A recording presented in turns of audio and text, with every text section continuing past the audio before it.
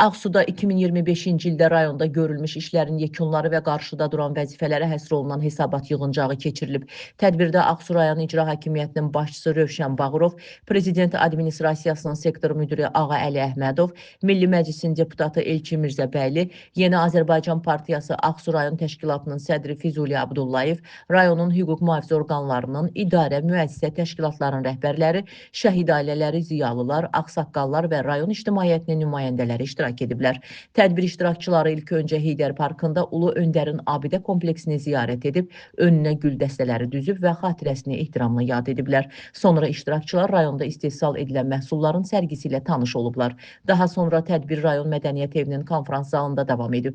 Dövlət himninin səsləndirilməsi ilə başlayan tədbirdə Ulu Öndər Heydər Əliyevin və Azərbaycan Respublikasının ərazi bütövlüyü, suverenliyi uğrunda canlarından keçən şəhidlərin xatirəsi bir dəqiqəlik sükutla yad edilib. Tədbirdə hesabat məruzəsi ilə çıxış edən Ağsu rayon İcra Hakimiyyətinin başçısı Rövşən Bağırov 2025-ci ildə rayonda bütün sahələrin sosial-iqtisadi inkişafının təhlil edərək bildirib ki, rayon üzrə buğda istehsalı 27.510 ton, arpa istehsalı 64.359 ton olmaqla hər hektardan məhsuldarlıq 33,1 sentner olmuşdur ki, bu da 2024-cü illə müqayisədə hər hektara 1,6 sentner çoxdur.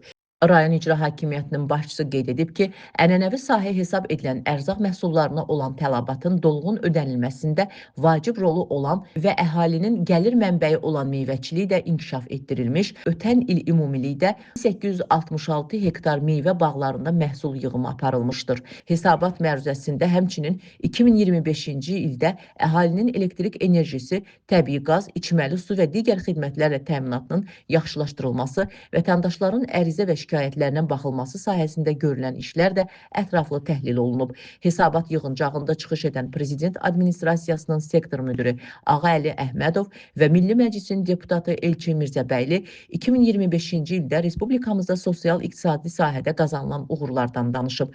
Rayonda görüləcək işlərlə bağlı tövsiyələrini bildiriblər. Digər çıxış edən natiqlər 2025-ci ildə rayonun sosial-iqtisadi inkişafı sahəsində qazanılan uğurlardan və 2026-cı ildə qarşıya qoyulan vəzifələrdən danışıblar. Hesabat ilində rayon İcra Hakimiyyəti tərəfindən görülən işlər qənaətbəxş hesab ediblər. Sonda yığıncaq iştirakçıları adından Azərbaycan Respublikasının prezidenti cənab İlham Əliyevə müraciət qəbul edilib. Könül Kazımova, Aqil Əsədov, Həcər Həsənova bugün informasiya proqramı üçün.